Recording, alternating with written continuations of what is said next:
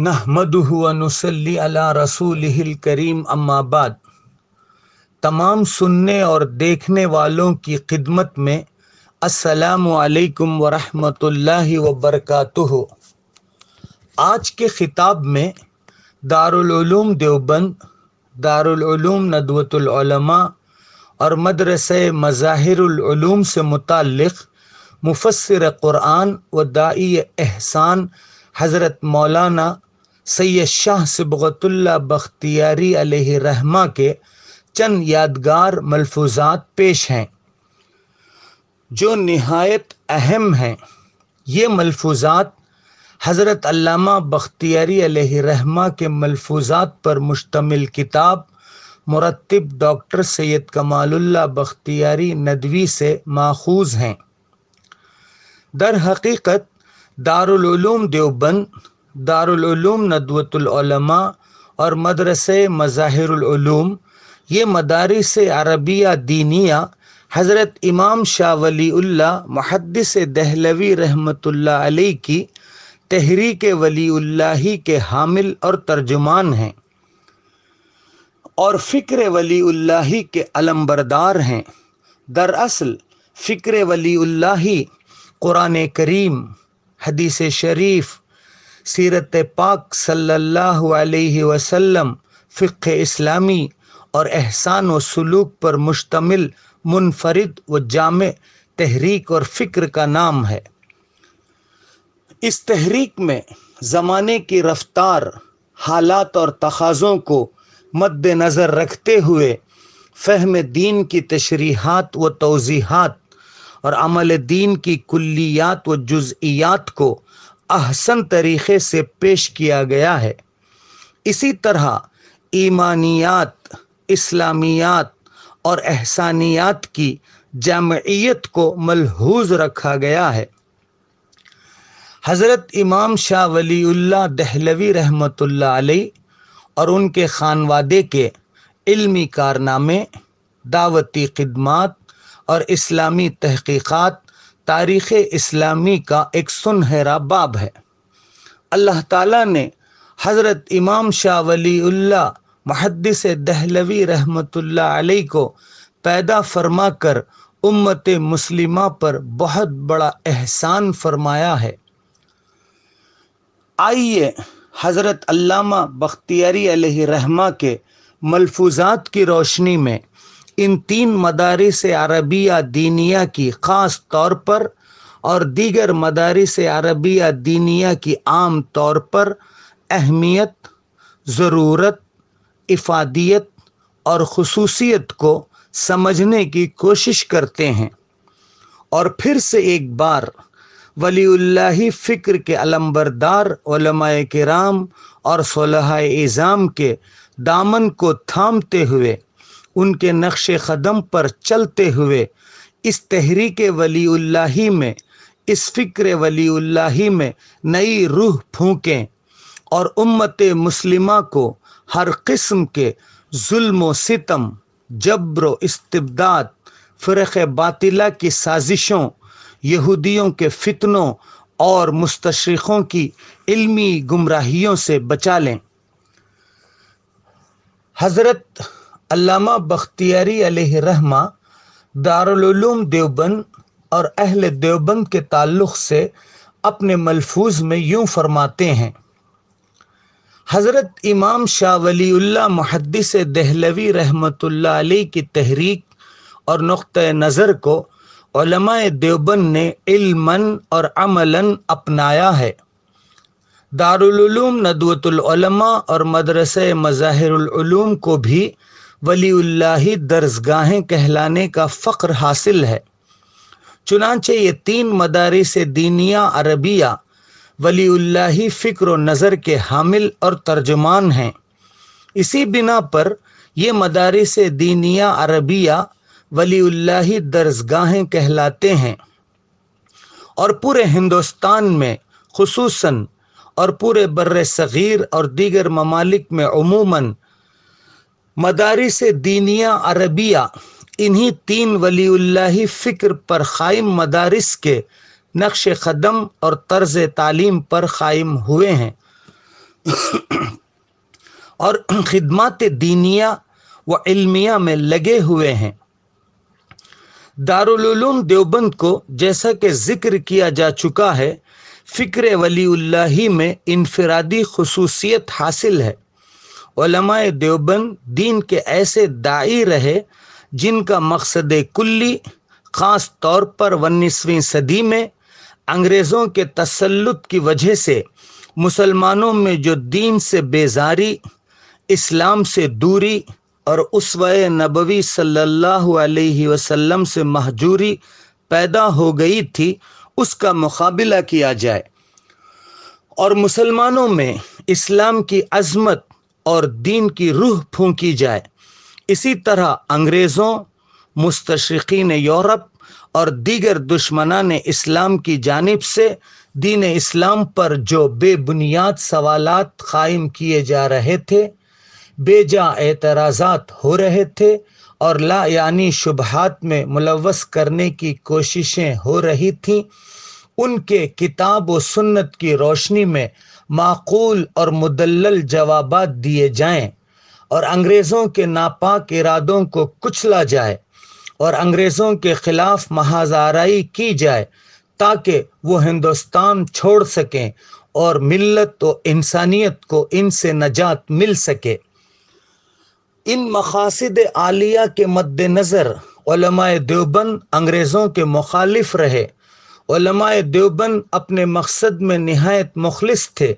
نہ صرف مسلمانوں کی خدمت کے لیے بلکہ انسانیت عامہ کی خدمت کے لیے انہوں نے ہر طرح کی قربانیاں پیش کیں۔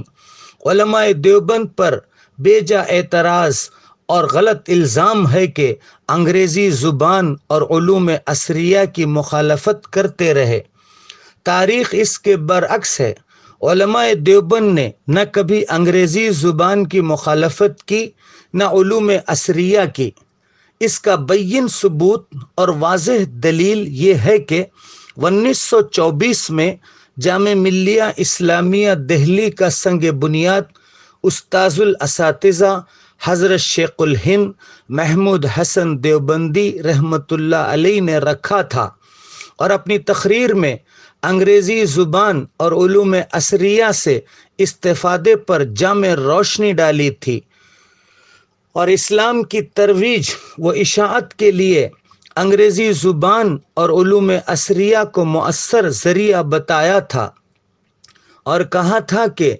عصری علوم کو اسلامی تناظر میں پڑھنا اور پڑھانا وقت کی ضرورت ہے۔ علماء دیوبند نے انگریزی تہذیب اور مغربی ذہنیت کی مخالفت کی تھی اور انگریزوں کی وجہ سے جو فتنے برپا کیے جا رہے تھے اس کے مخالف تھے۔ علماء دیوبند کی جتنی تعریف کی جائے کم ہے۔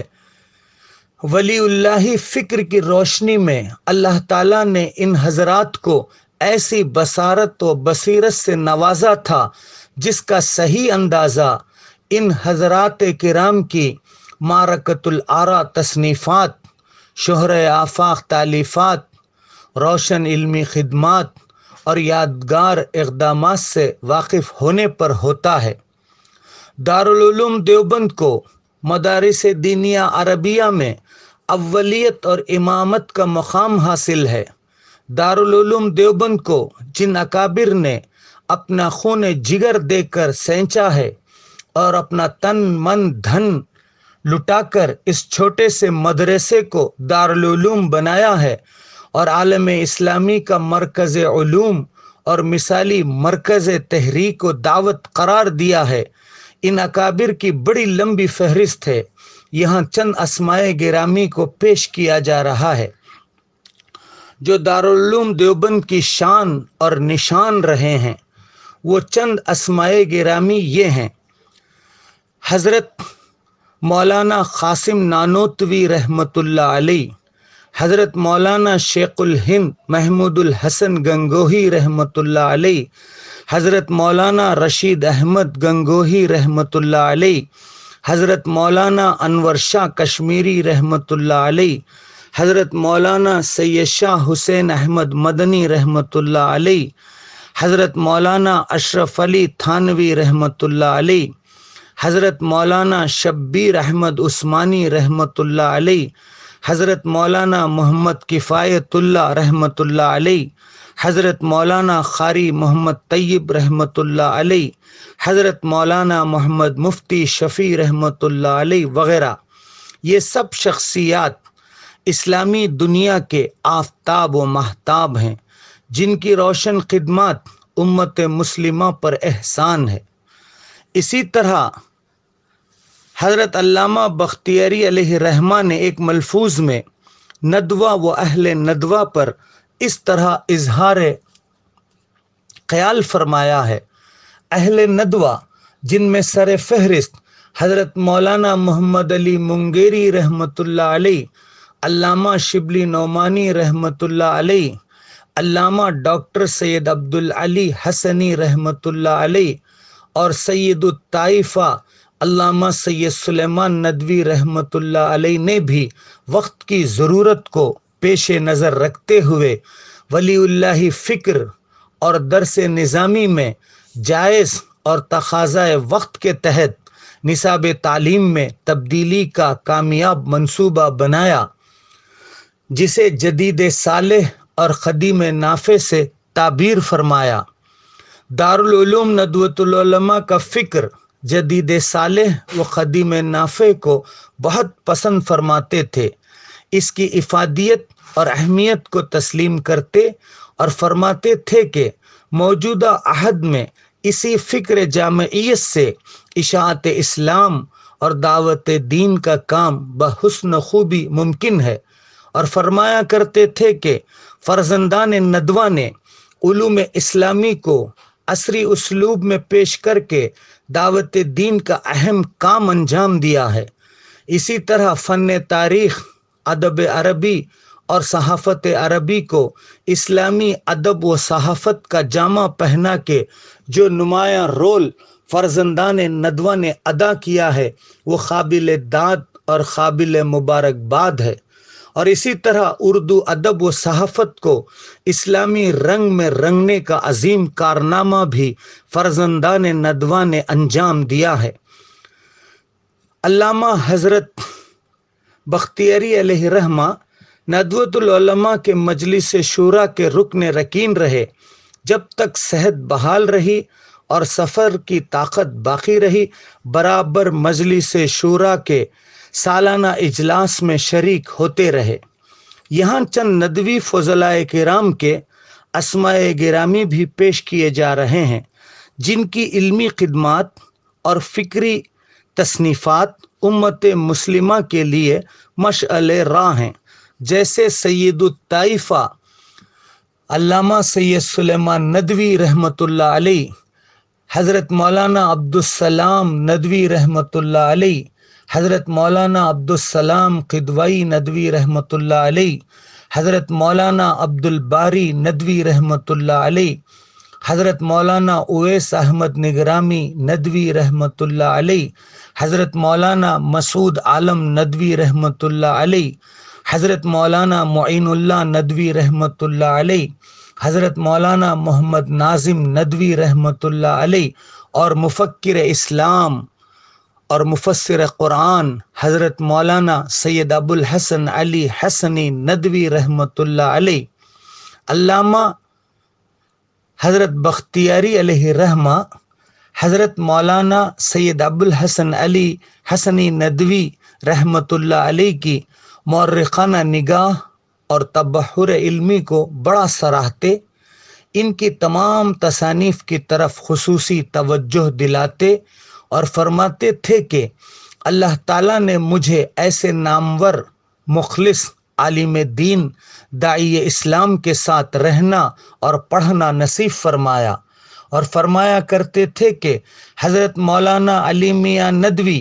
نہ صرف ہندوستان بلکہ تمام عربی اور اسلامی ملکوں میں ایک نادر روزگار مفکر اسلام کی حیثیت سے روشناس ہیں۔ فرمایا کرتے تھے کہ حضرت مولانا علی میاں ندوی میری نگاہ میں دست قدرت کا ایک گلدستہ ہیں، جس میں علامہ شبلی نعمانی کی تاریخ دانی، انشا پردازی اور اردو ادب موجود ہے۔ پھر علامہ سید سلیمان ندوی رحمۃ اللہ علیہ کی متکلمانہ تحقیقات اور اسلامی تاریخ کی تدقیقات بھی موجود ہیں۔ اللہ تعالیٰ سے دعا کرتے ہیں کہ اللہ تعالیٰ ہم مسلمانوں کو فکر ولی اللہ کو سمجھنے اور اس پر عمل پیرا ہونے، اسی طرح علماء کرام اور صلحاء اعظام کے نقش قدم پر چلنے کی توفیق نصیب فرمائے، اور اشاعت اسلام و حفاظت اسلام کے عظیم کام کو انجام دینے کے لیے ہم مسلمانوں کو بلند حوصلہ، پختہ ارادہ اور مصمم عزم عطا کرے۔ میں اپنی گفتگو کو اکبر الہ آبادی کے اس شعر پر ختم کر رہا ہوں: نہ کتابوں سے، نہ وعظوں سے، نہ زر سے پیدا، دین ہوتا ہے بزرگوں کی نظر سے پیدا۔ وآخر الدعوانا ان الحمد للہ رب العالمین۔